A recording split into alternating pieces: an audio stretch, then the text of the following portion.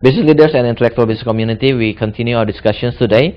That is how business school lost their way, and why this is important for you as CEOs, because you often send your employees, or even you want to recruit MBA graduates into your companies, and sometimes you find that you are not satisfied with the quality of the students or the graduates, so that this is talking about why the reasons you find that dissatisfactions in the reality in the market.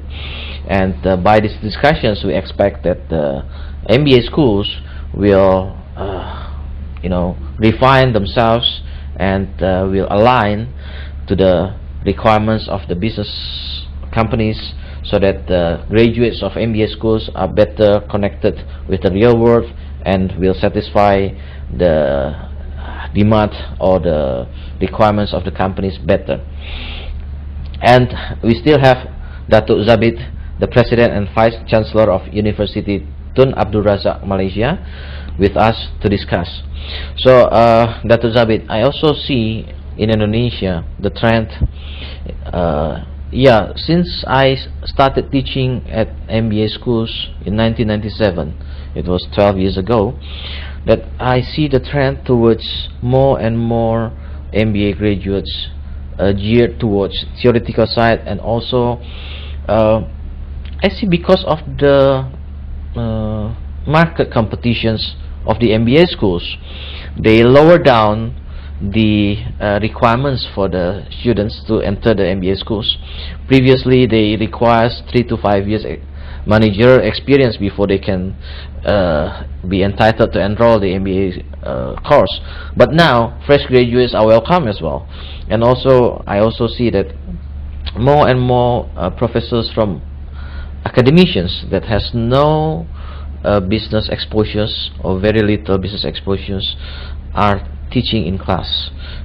And I think while American has seen this for, I think, 15 years, Indonesia is going to that direction as well.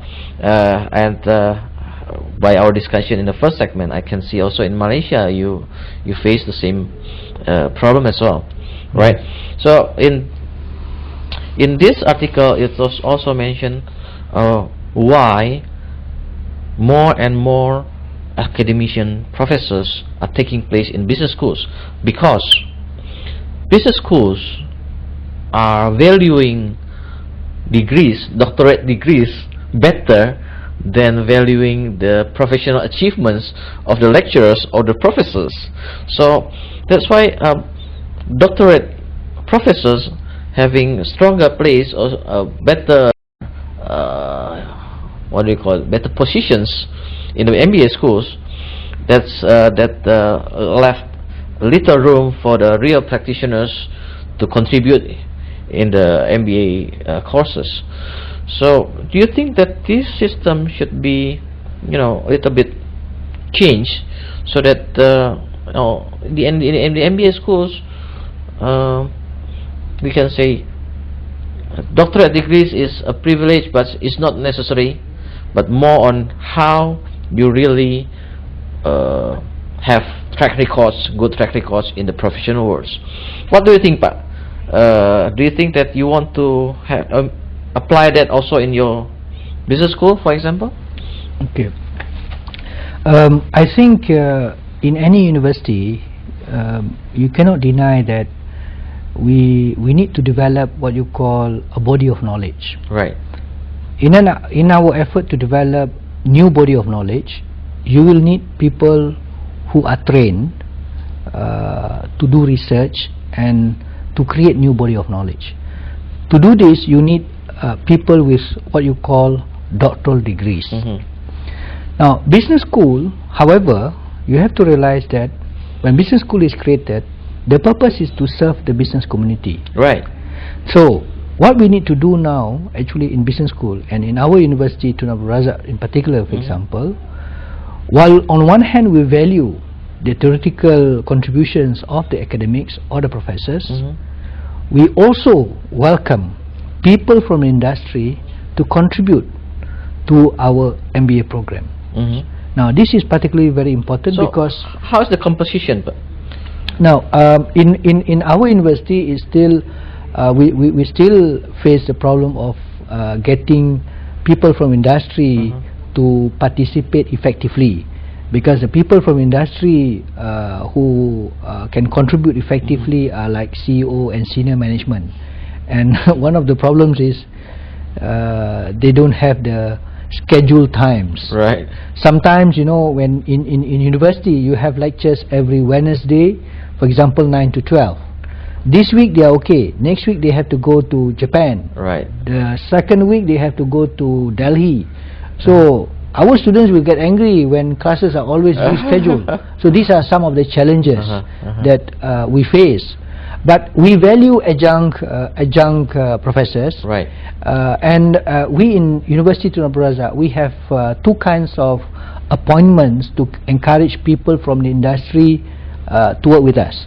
One is what we call adjunct professors. These are people who could only come perhaps about 2-3 hours per week, but more on unscheduled seminars. So these are the people with industry experience, and they could give their talks or share their experiences and knowledge to our MBA students.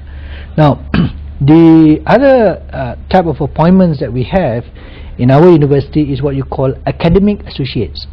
These are people who are out there in the industry.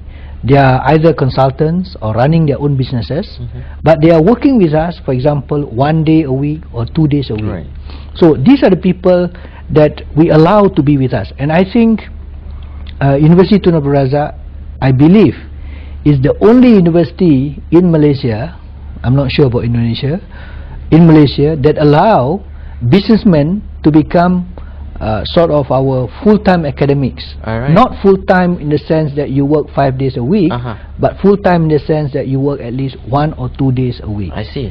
So we do get real-life business people participating in our programs. I see. So you recognize this problem, Yes. and you are one step ahead than other universities in Malaysia towards this problem mentioned by this article, right? Right. Yeah, if I reflect back to the educations that is mentioned in this article as ideal educations, just like the School of Medicines, because I also a medical doctor, I went through this medical school, so I can see that if we compare, that MBA course should be treated or should be run just like the 2 years I had when I went into clinics to practice before I graduated as a medical doctor. So the 4 years pre-medical, where I get all the theoretical backgrounds of all the diseases, all the physiologies and everything, and then after that 2 years practice in clinics, that makes all the theory and things that I learned in a pre-medical school, pre-med years applied to the real situations of clinics. So in pre-meds, we value the professors who are researchers, who are good in doing research, who are who have doctorate degrees. But in clinics, we respect more the doctors that are really good in their practice rather than professors or doctorate degrees. Yeah.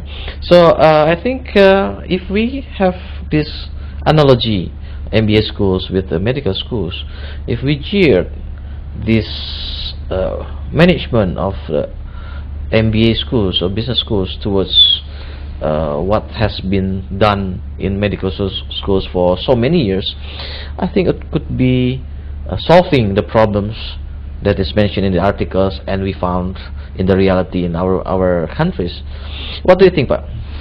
Yes, we have to realize that when the Harvard Business School started this program, this MBA, 50 years ago, one of the effective methods in teaching this subject was to use what you call the case learning method. Right.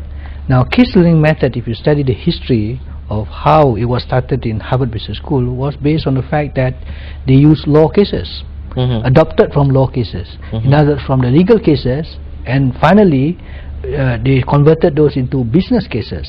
Right. Now today, the medical approach is also being used in business school by using what you call problem-based learning, and that was basically widely used among medical profession, and is also being adopted by certain business schools in trying to improve or trying to innovate teaching and learning in business schools. Now I believe that in business school, we, just like in medical and legal profession, that we allow scholars to have a real feeling of what is on the ground. It is also important that in business school we allow business scholars to do what you call, you cannot employ a professor to work 2 days a week in a company, because problems in a company is daily. It's not like, you know, you are a specialist in medical that you can do 1 day a week or one day as a law or consultant. But what they can do is to be engaged by companies in their respective countries, either Malaysia or Indonesia, as consultants. And for example, in my particular case, I have been engaged by Carrefour, one of the largest hypermarkets in Malaysia, because at one time, for 2 consecutive months, one of the Carrefour outlets had sales declined up to 50%. So I knew the CEO, he was a friend of mine, and he spoke to me about the problem that he was experiencing in his outlets.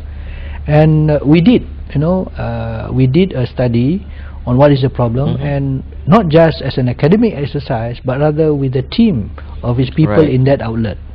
And both at the end of that exercise, of that consulting work, we understood better what was the problem facing by Carrefour at that point of time, and also the managers learned more about why their sales were declining very fast. Right. So it's beneficial for both sides. Yes. Okay, Datuk, we will continue talking about this approach for the best approach for MBA schools in the next segment, because we have to have a little break. So business leaders and intellectual business communities, we have to have a break. So for you who wants to participate, please SMS to 0896 times 788. Thank you.